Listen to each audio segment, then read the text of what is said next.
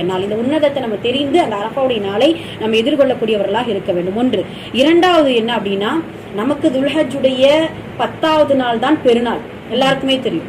ஆனால் பெருநாளை விட அரபாவுடைய நாள் தான் நமக்கு பெரும் நாளாம். சுப்ஹானல்லாஹ். அந்த நாளைத்தான் அவ்வளவு கொண்டாடணும்.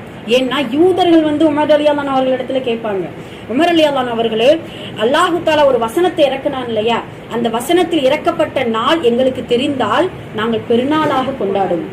அந்த வசனம் இப்ப சொன்னோம் இல்லையா, அந்த வசனம் இறக்கப்பட்ட அந்த நாள் மட்டும் எங்களுக்கு தெரிந்தால் பெருநாளாக கொண்டாடுவோம் அப்படின்னு சொல்லும் பொழுது உமர் ரலியல்லாஹு அன்ஹு அவர்கள் நேர்முக வர்ணனையாக அந்த யூதர்களுக்கு இப்படி ஒரு பதில் கொடுப்பார்களாம்.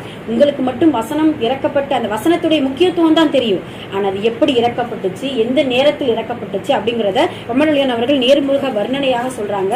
ஹஜ்ஜத்துல் விதாவில் அரஃபாவுடைய மைதானத்தில் வெள்ளிக்கிழமையில் நபி ஸல்லல்லாஹு அலைஹி வஸல்லம் அவர்களுடைய தனி சிறப்பாக, அதாவது எந்த இன்ஷா அல்லாஹ் வந்துச்சு அப்படிங்கிறது வந்திருக்குன்னா அரஃபாவும் வெள்ளியும் சேர்ந்துருச்சு அப்படின்னு நினைச்சுக்கோங்க. சுப்ஹானல்லாஹ். அது மாபெரும் ஒரு திருநாளா மாறி போயிடும். ஆனா நபி ஸல்லல்லாஹு அலைஹி வஸல்லம் அவர்களுக்கு அன்றைய நாள் வெள்ளிக்கிழமை அரஃபாவுடைய நாள்ல இருந்திருக்கிறாங்க. வெள்ளிக்கிழமையில் ஹிஜ்ரி 10ஆம் ஆண்டு நபி ஸல்லல்லாஹு அலைஹி வஸல்லம் அவர்கள் ஒட்டகத்தின் மேல் இருந்து அஸ்ர் தொழுகைக்கு பின்னால் இந்த ஆயத் திறக்கப்பட்டது. அதனால் இவ்வளவு டீடைல்ஸ் தெரிந்த எங்களுக்கு தான் பெருநாளாக நாங்க என்ன செய்வோம், அதை கொண்டாடுவதற்கு நாங்கள் தான் முன்னுரிமை பெற்றவர்கள் அப்படின்னு சொல்லிட்டு உமர் ரலியல்லாஹு அன்ஹு அவர்கள் சொல்லி காட்டுவாங்க. புரியுதுங்களா?